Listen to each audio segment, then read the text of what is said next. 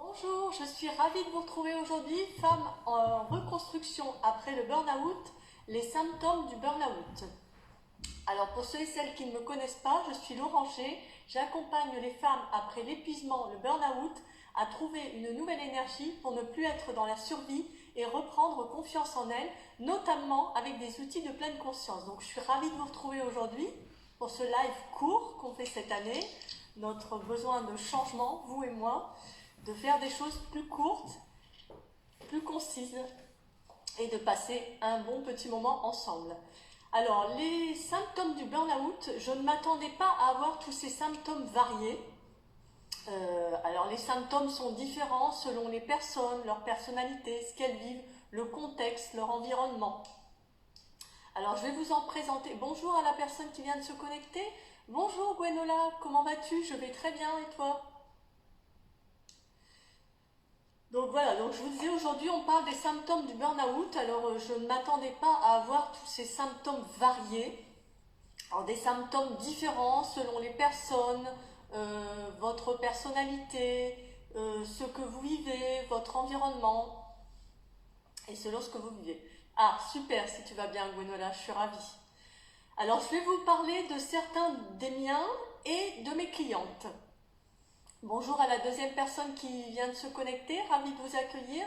Donc, certains de mes symptômes et certains des symptômes de mes clientes. Par exemple, les symptômes articulaires et musculaires. J'ai une cliente qui a eu une sciatique, qui a duré un certain temps. Une autre a eu des tensions dans la nuque et les épaules. Et moi et une de mes autres clientes, nous avons eu des douleurs dans le dos et au cervical. Alors ensuite, on a eu aussi des symptômes digestifs. Alors j'en ai une de mes clientes qui a eu des douleurs intestinales. Moi et une de mes autres clientes avons eu de l'acidité. Donc nous avons dû nous faire contrôler par le médecin, voir ce que nous pouvions prendre. J'ai vu avec elle pour changer un peu des aliments qui étaient acides, les réduire petit à petit pour pouvoir peut-être les éviter après. Moi par exemple également j'ai eu une lenteur digestive. Donc ma digestion était très longue et j'avais l'impression de digérer pendant des heures. Ensuite, on peut avoir des soucis hormonaux, comme moi et une de mes clientes, on a eu une perte de poids et une perte d'appétit un peu, on n'avait pas trop le goût à manger. Et j'ai une de mes autres clientes, elle, bonjour à la troisième personne qui vient de se connecter, ravie de vous accueillir, qui a eu une prise de poids. Ça fait partie des symptômes hormonaux. On peut avoir une prise de poids ou une perte de poids, des troubles de la thyroïde ou par exemple un diabète qui s'augmente, qui s'amplifie. Bonjour, ravie de vous accueillir, je viens de voir votre petite vignette. Et puis il y a également les symptômes émotionnels, démotivation. J'ai deux clientes qui se sont senties complètement démotivées et la perte de confiance, d'estime. Plusieurs clientes et moi avons eu cette perte de confiance et d'estime. Alors il y a également parfois des symptômes cutanés. J'ai une de mes clientes qui a eu des démangeaisons. Cette cliente qui a eu l'acidité, la perte d'appétit a également eu des démangeaisons.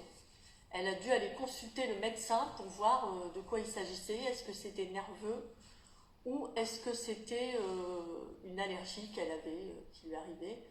Alors, Gwenola, j'ai perdu 10 kilos au début et j'en ai repris 15 sur la dernière année. Oui, en fonction des périodes que l'on vit, on peut prendre ou perdre du poids. Pendant un certain temps, on en perd et ensuite on en reprend. On reprend les kilos qu'on a perdus et un peu plus parfois.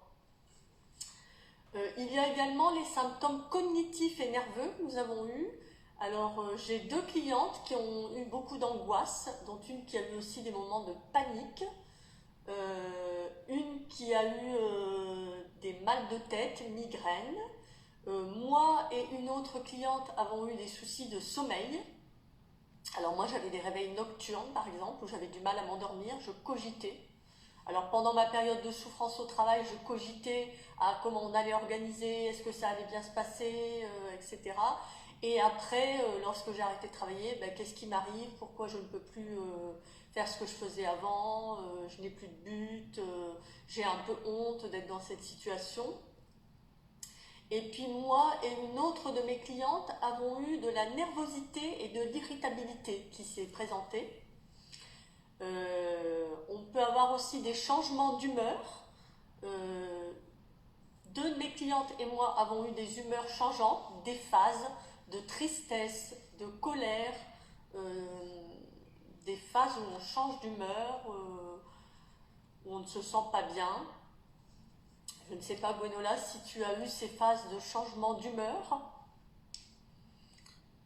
Et puis, moi et une autre de mes accompagnés avons eu un mental toujours en éveil, qui est toujours prêt à agir, à réfléchir, qui pense à 3 choses à la fois, qui veut nous faire trop de choses. Alors, je ne sais pas si Gwenola, tu as eu ce mental en éveil, ou de la démotivation, une perte de confiance en toi, ou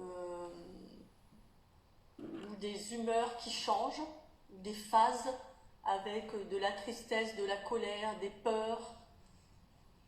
Moi, j'ai eu une phase au début où j'ai beaucoup pleuré et puis c'est revenu après.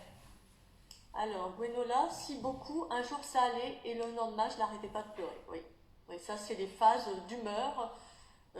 Parce qu'on a tellement enfoui tellement de choses, on a tellement peu montré nos émotions pour ne pas déranger, par peur d'avoir des émotions trop fortes. Bonjour à la nouvelle personne qui...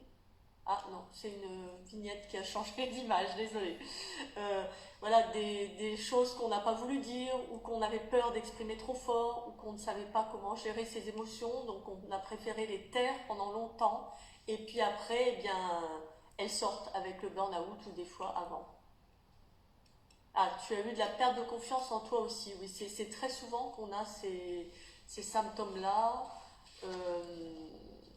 On peut avoir également dans les symptômes cognitifs des vertiges,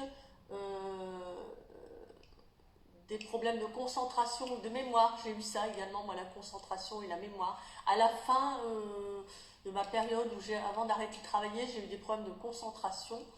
Des fois, je pensais à quelque chose, je voulais faire autre chose, je ne savais plus.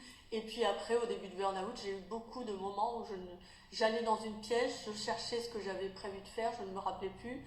Ça me revenait 10 minutes après. Donc c'est vrai que ça n'est pas très agréable. Et puis dans les problèmes articulaires, on peut également avoir des lombalgies, des tendinites. Je connais des personnes avec le stress, ils ont des lombalgies ou des tendinites. J'ai parlé hier avec quelqu'un qui me disait qu'il avait des collègues qui avaient été bloqués, qui ne pouvaient plus conduire. Alors était-ce de l'angoisse? Complètement bloqués, ils ne pouvaient plus conduire pendant un certain temps.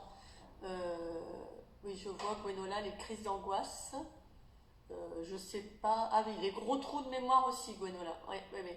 Je ne sais pas si l'angoisse t'empêchait de conduire, Gwenola. Ou parfois de conduire sur l'autoroute. La personne me disait son collègue ne pouvait plus conduire sur l'autoroute, s'il avait dû s'arrêter.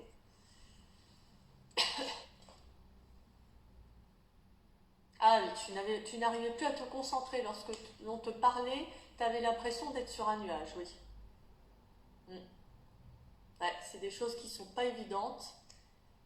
Et c'est vrai que j'ai envie de parler des symptômes parce que j'ai envie que les gens comprennent ce qu'est le burn-out et que c'est peut-être un burn-out qui leur arrive.